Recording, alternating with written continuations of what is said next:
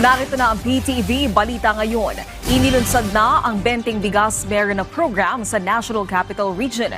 Isinagawa ang pagbubukas ng programa sa San Juan City sa pangunguna ni Agriculture Secretary Francisco Chu Laurel Jr. kasama si Metro Manila Council President at San Juan City Mayor Francis Zamora.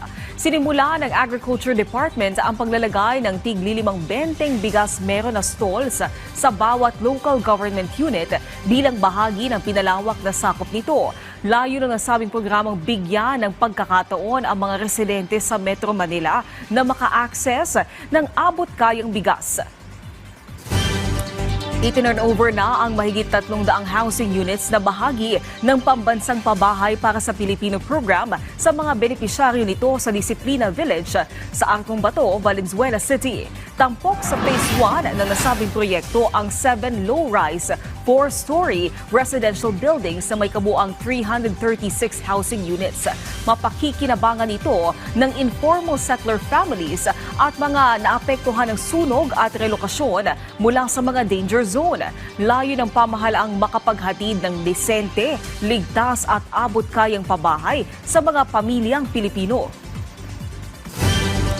Samantala, alamin natin ang ibang balita sa PTV Cotabato mula kay Trisha Aragon. Assalamualaikum, Mapia Mapita, magandang araw. Narito na ang PTV Balitang Cotabato. Dinaluhan ni Senator Sherwin Gatchalian ang ika-7th founding anniversary ng Special Geographic Area o SGA BARM. Ang Kadayangan ay isa sa mga bagong tatag na bayan sa BARM sa ilalim ng SGA. Kabilang din sa mga bagong bayan ang Nabalawag, Malidagaw, Tugunan, Ligawasan, Kapalawan at Old Gabacan na dating bahagi lamang ng 63 barangay na nasasakupan ng North Cotabato Province. Sa kanyang talumpati, hinamon ni Senator Gatchalian ang pamahalaang BARM na lalong palakasin ang sektor ng edukasyon bilang susi sa pangmatagalang kaunlaran sa SGA. Hinikayat din niya ang mga magulang na siguraduhin ang pagpasok sa paaralan ng kanilang mga anak upang tumaas ang enrollment at mabigyan ng mas magandang kinabukasan ang mga kabataan.